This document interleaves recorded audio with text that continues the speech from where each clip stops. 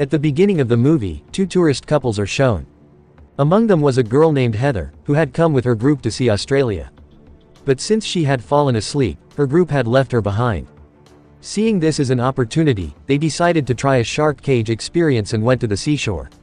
For this, they approached a man named Tucker. But when they arrived, Tucker wasn't there. So, they went to Tucker's friend instead. He told them that Tucker had been taking a break for a while and probably wouldn't take them. Just then, Tucker arrived. With great confidence, he told them, "I can take you." After that, he took them on his boat and headed out to sea. Tucker told them, "When I was young, I survived a shark attack, and the scars are still on my body."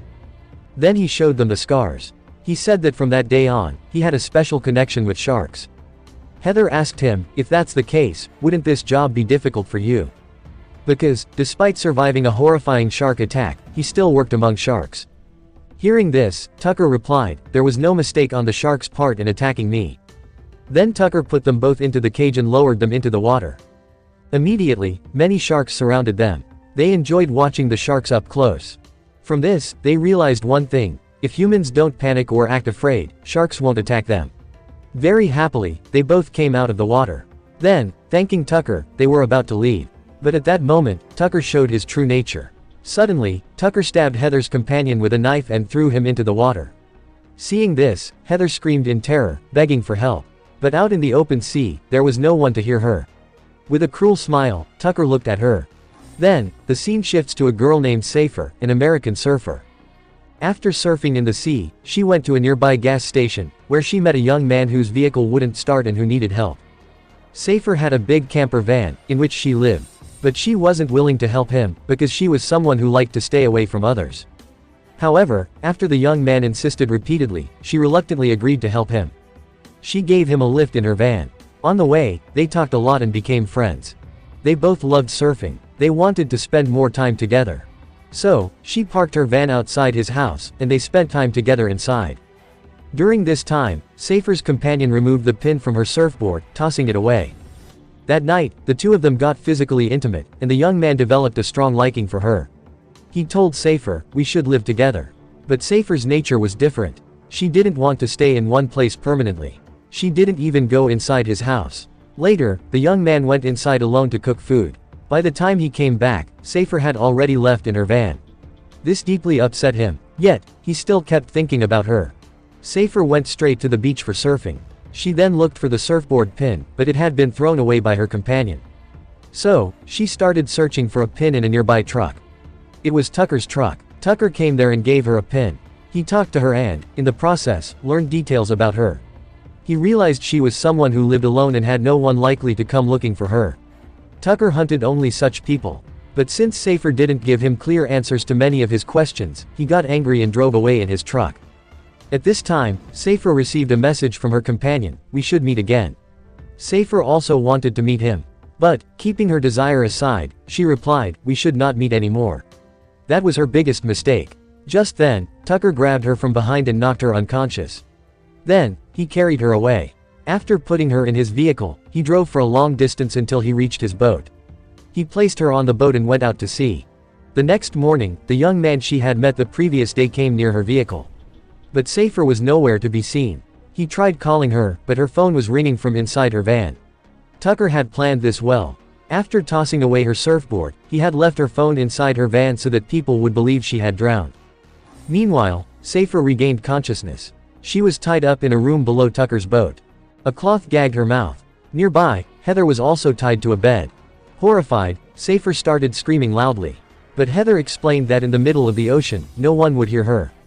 Safer tried searching for a hairpin or anything sharp to free herself, but nothing was around. Then, her attention fell on the wall ahead. A girl's name was written there. Seeing it, she was shocked, realizing that another girl had been here before her. That girl, having lost hope of escape, must have written her name on the wall before dying. Safer kept trying to free herself, but Heather just lay still, having already tried everything. She was exhausted, believing escape was impossible. Meanwhile, Tucker was up on deck fishing. Safer asked Heather, "Will anyone be looking for you?" Heather replied, "A young man was with me. He should have searched for me. But he too was killed on this boat." Heather then asked Safer, "Will anyone search for you?" Safer answered, "Someone was supposed to, but now they won't." This was because the last reply she had sent her companion had shut him off. But that companion was still thinking about her and searching near the beach. He even saw Safer's vehicle being towed away, which made him uneasy. He thought, she lived in this. Without it, where will she stay? His worry grew, and he went to the police station to report her missing. The police began searching. Through the night, Safer still couldn't free herself and grew weaker. Then she noticed that Heather's clothes had a metal pin. She tried to use it to unlock her handcuffs. But at that moment, Tucker entered with bread and water. The heat in the room was unbearable, so Heather quickly drank water. But when she tried covering herself with a sheet, Tucker grew suspicious. Before he could check, Safer distracted him by saying, "I'm very hungry." She too drank water. After intimidating them, Tucker left. As soon as he left, Safer tried to free herself again. But soon, her eyes grew heavy. Tucker had drugged their water. Before she could free herself, she lost consciousness. Tucker drugged them both and restrained them again. When Safer regained consciousness, she was tied to a chair on the deck, while Heather was hanging by ropes.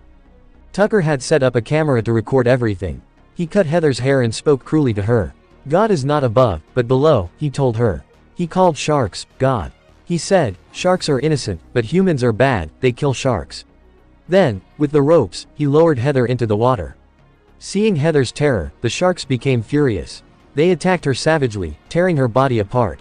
Her lower body separated, and she died in extreme agony. Tucker recorded the entire thing on camera. Watching this, Safer was horrified. Crying, she wrote her and Heather's names on the wall. Then she noticed something shocking. It wasn't just one or two names, but many, covered over with paint. She realized Tucker was a deranged serial killer. He had brutally murdered many tourist girls the same way, recording their deaths. He also kept locks of their hair with each tape. The most recent tape was Heather's. Safer was his next victim. Heather's body parts floated in the sea. Meanwhile, Safer's companion, worried, walked along the beach after surfing. He saw Safer's surfboard, increasing his concern. All her belongings are here, then where is she? He wondered. That night, Tucker brought water and bread to Safer. But she angrily kicked the tray down. Furious, she shouted at him, "Do you think you're a shark? You're not a shark, you're a worm, just a worm." Tucker stormed off in anger. Then, Safer broke a bucket and made a sharp weapon, knowing Tucker would return. Since she hadn't drunk the water, Tucker came with a syringe to drug her. As he came close, Safer stabbed him in the neck with the sharp weapon. He fell back. She quickly grabbed the keys and freed herself. She tried to escape, but Tucker injected her leg. She ran upstairs and called for help on the radio, but got no reply. Then she spotted a boat in the distance and screamed to attract attention. But the people on the boat were playing loud music, so they didn't hear her. Just then, Tucker came up. Seeing him, Safer grabbed his camera, which upset him. She threw it into the sea in anger. Then she jumped into the water, swimming toward the distant boat. But because of the injection, she soon lost consciousness. Tucker caught her and brought her back to the boat, tying her up again. Without a camera, Tucker couldn't record her death, so she knew he wouldn't kill her yet. That's why she had thrown the camera away, to force him to go ashore for another one. Tucker anchored the boat near shore and went to his truck. Meanwhile, the police were searching for Safer because of her companion's complaint. That companion too was investigating. He checked CCTV footage from the place where she went missing. There, he spotted Tucker's truck near her van. From its logo, he got more information. He tracked Tucker's boat and reached it. From below, he heard Safer's screams. Breaking the door open, he rushed to her. Seeing him, Safer was overjoyed and shocked. She told him, "Go upstairs quickly, bring something to free me, and call the police immediately." He went upstairs to call the police. Unfortunately, Tucker returned at that moment. As Tucker grabbed him, his phone was still connected to the police. But before he could say anything, Tucker smashed the phone. Then Tucker brutally attacked him. The young man fought back with whatever he could find, nearly strangling Tucker to death. But just then, Tucker's friend attacked him from behind. Tucker's friend didn't know what Tucker was doing on the boat. Hearing Safer's screams, he too grew suspicious. So Tucker killed his friend with a hook. Realizing he couldn't stay near shore anymore, Tucker took the boat to a deserted island. He tied Safer's companion to a bed near her. Soon after, Tucker brought them both to the deck. He wanted to record the killing of one of them today. He lowered Safer's companion into the water with ropes. To keep him calm, Safer shouted to him. Since he stayed calm, the sharks didn't bother him much. Tucker then pulled him back onto the boat. Wanting to ensure the sharks would kill him, Tucker made deep cuts on his body and lowered him again. This time, his chances of survival were slim. But just then, a helicopter flew by, searching for Safer. Noticing it, Tucker quickly pulled both of them below deck again. By now, Safer's companion had lost a lot of blood and was weakening. Seeing this, Safer desperately tried to free herself. Unable to unlock the cuffs, she broke her thumb. Still, she couldn't get free. Finally, in extreme pain, she bit off her own thumb and managed to escape. At that moment, Tucker came in with another syringe. She tricked him and slipped out, locking him inside the room. She rushed outside to take the boat, but clever Tucker had prepared another exit. He cut the system and stopped the boat. She had no choice but to fight him. After a long struggle, she jumped into the water, swimming toward a nearby island. On that island, a wedding was happening. As she swam, blood streamed from her wounded hand. Tucker came after her in a small boat. With all her strength, she swam and reached shore.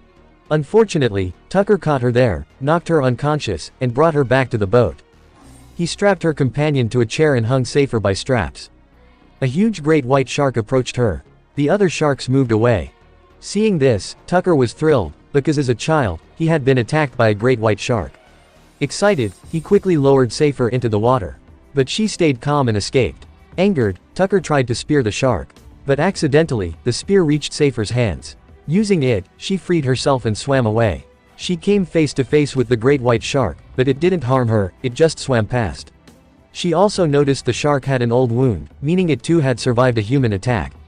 Later, Safer secretly climbed back onto Tucker's boat. She grabbed a weapon and attacked Tucker, causing him to fall into the water. Immediately, the great white shark grabbed him and dragged him away, killing him brutally. His death was recorded on his own camera. But the weapon he had stabbed with was tied to a rope, which got tangled around Safer's leg, pulling her into the water too. Her companion was devastated, thinking they would both die. But soon, Safer resurfaced and climbed back on the boat, calming him. Then she lit a flare gun to signal for help. A passing boat noticed and came to rescue them. It was only because of Safer's courage that both she and her companion survived. With these final scenes, the movie ends.